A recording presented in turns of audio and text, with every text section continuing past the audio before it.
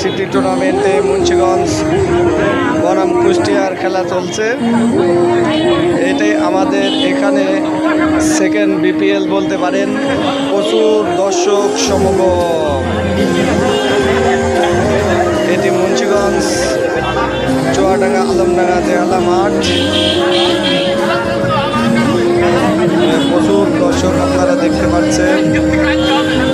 এটি হচ্ছে second BPL.